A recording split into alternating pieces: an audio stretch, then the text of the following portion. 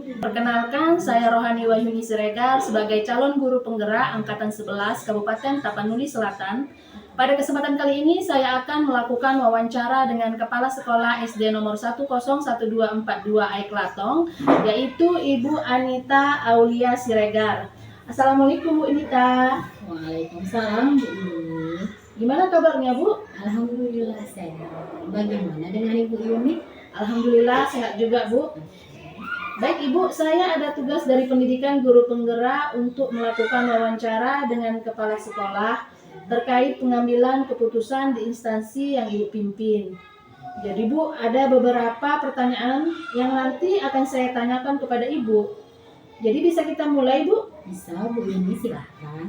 Baik Bu, jadi untuk yang pertama Bu yang ingin saya tanyakan, selama ini bagaimana Ibu dapat mengidentifikasi kasus-kasus yang merupakan dilema etika atau bujukan moral Bu? Oke. Dengan menganalisis kasus tersebut, apakah termasuk dilema etika? Seperti yang kita ketahui kan Bu Yuni, kalau dilema etika itu adalah benar lawan benar, atau bujukan moral itu adalah benar lawan salah. Jadi dilema etika merupakan situasi yang terjadi ketika kita harus memilih dan memutuskan antara dua pilihan. Yang kedua, pilihan itu benar secara moral tapi bertentangan. Sedangkan bujukan moral benar lawan salah itu yaitu situasi atau keadaan ketika kita harus mengambil keputusan antara benar dan salah. Iya, jadi begitu ya Bu ya. Jadi selama ini Bu, bagaimana Ibu menjalankan pengambilan keputusan di sekolah Ibu? Terutama untuk kasus-kasus di mana ada dua kepentingan yang sama-sama benar atau sama-sama mengandung nilai kebajikan Bu. Oke, jadi kalau saya secara pribadi ini dalam menyelesaikan masalah itu, saya akan melihat dulu secara objektif dari setiap kasus yang ada. Kemudian saya akan memposisikan diri saya itu sebagai penengah dalam memberikan kebijakan pengambilan keputusan dengan melihat prioritas dan urgensinya. Ya, Bu. Jadi dengan cara pengambilan keputusan Ibu tadi, bagaimana langkah-langkah atau prosedur seperti apa yang biasanya Ibu lakukan Bu selama ini di sekolah? Kalau misalnya langkah-langkah yang biasa saya lakukan itu ya Bu Yuni, yang pertama adalah mengumpulkan fakta dulu, fakta yang terjadi di lapangan itu seperti apa. Yang kedua, siapa saja yang terlibat. Kemudian yang ketiga, itu menganalisis benar atau salahnya. Yang keempat, membuat alternatif solusi. Kemudian membuat keputusan. Dan langkah yang terakhir itu adalah mengevaluasi keputusan itu sendiri. Ya. Kemudian Bu, kalau seperti itu, hal-hal apa saja Bu yang selama ini Ibu anggap efektif dalam pengambilan keputusan pada kasus-kasus dilema etika itu Bu? Hal-hal yang saya anggap efektif dalam pengambilan keputusan itu adalah dengan menelaah siapa saja yang terlibat serta menganalisis kasus tersebut mendesak atau tidak, kemudian mengambil keputusan yang terbaik tentunya. Jadi kalau dalam tantangan Bu, hal-hal apa saja yang selama ini menurut Ibu merupakan tantangan dalam pengambilan keputusan pada kasus-kasus dilema etika Bu? Oke. Tantangan yang menurut saya itu sebagai tantangan yang saya hadapi dalam pengambilan keputusan kasus dilema etika itu adalah masalah tersebut atau masalah yang saya hadapi tersebut mempunyai nilai yang sama-sama penting. Jadi tetapi harus ada yang didahulukan, yang mana gitu kan. Kemudian yang terakhir adalah adanya peraturan-peraturan yang harus kita laksanakan. Itu menjadi tantangan ketika saya menghadapi kasus dilema etika itu Bu.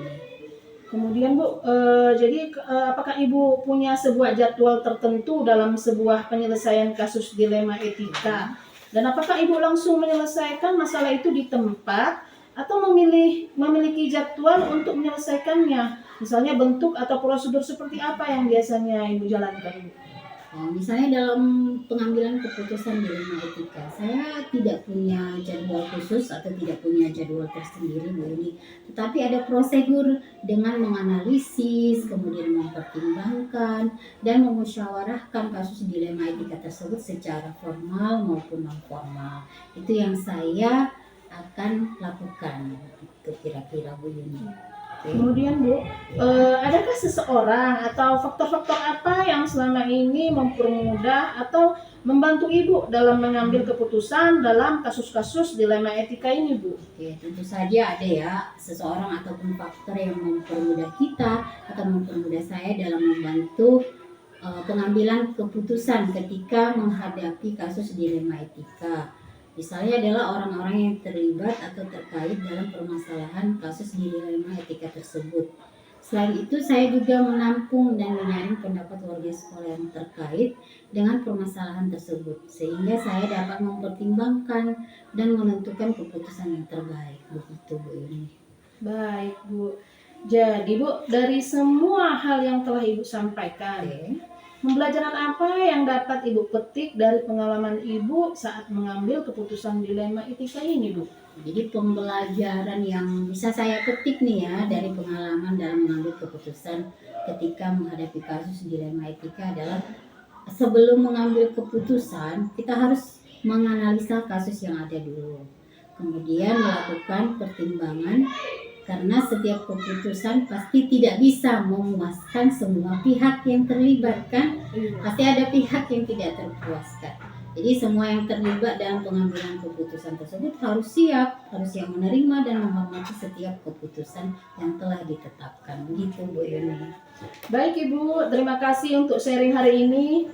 Alhamdulillah, mudah-mudahan jawaban-jawaban Ibu bisa menjadi acuan saya ya Bu untuk kedepannya. Dan di sini kita akan mempelajari bagaimana caranya pemimpin harus dapat bijaksana dalam setiap pengambilan keputusan ya kan Bu. Sekali Bu. Terima kasih Bu sekali lagi untuk pengalaman dan sharingnya Bu. Oke, sama-sama Bu ini. Baik, sekian wawancara untuk hari ini. Mudah-mudahan bermanfaat untuk kita semua. Terima kasih. Assalamualaikum warahmatullahi wabarakatuh.